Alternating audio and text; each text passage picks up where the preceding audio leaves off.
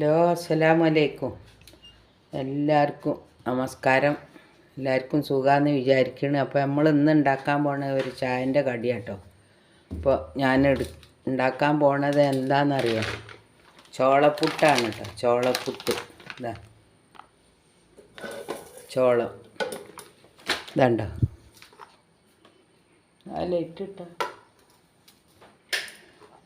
ഇതുണ്ടല്ലേ, നല്ല മഞ്ഞ കളറാട്ടോ. ഇത് ഒരു 5 മിനിറ്റ് 10 മിനിറ്റ് ഒന്ന് വെള്ളം നനച്ച് വെക്കണം.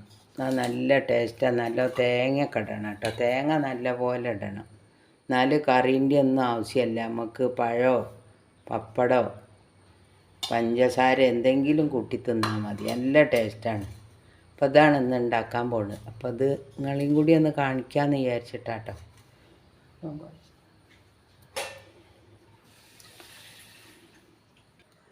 കുറച്ച് ഉപ്പിടുക പാകത്തിന് കേട്ടോ.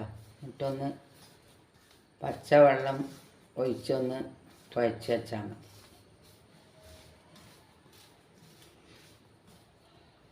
ഒരു 5 മിനിറ്റ് വെച്ചാൽ മതിയാവില്ല. ഒരു 5 മിനിറ്റ് വെച്ചാലും മതി കേട്ടോ. അത്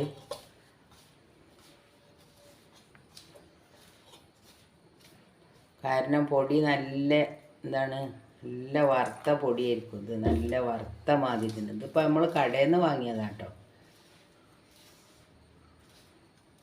അല്ല, അപ്പം നമുക്കിത് ഉണ്ടാക്കാനൊന്നും ഇവിടെ കിട്ടൂലല്ലോ.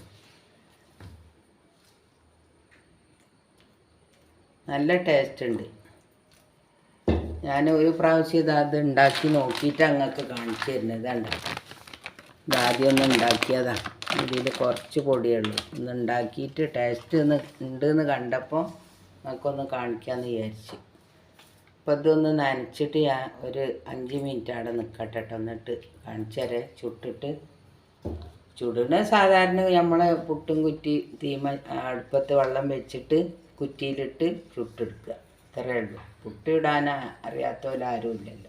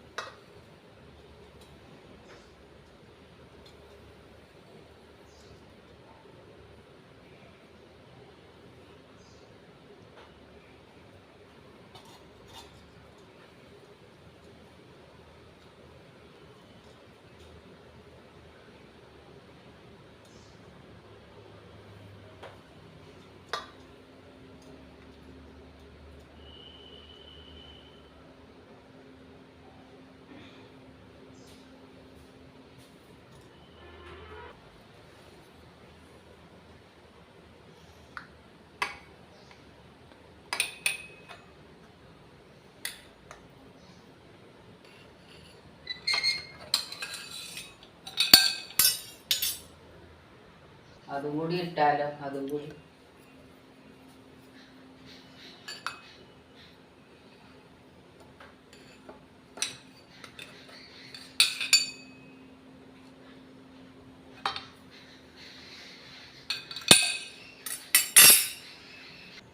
ഇപ്പം നമ്മളെ ചോളപ്പുട്ട് ഇവിടെ റെഡി ആയിട്ടുണ്ട് കേട്ടോ. ഞാൻ കുറച്ചാണ് ഉണ്ടാക്കിയത്.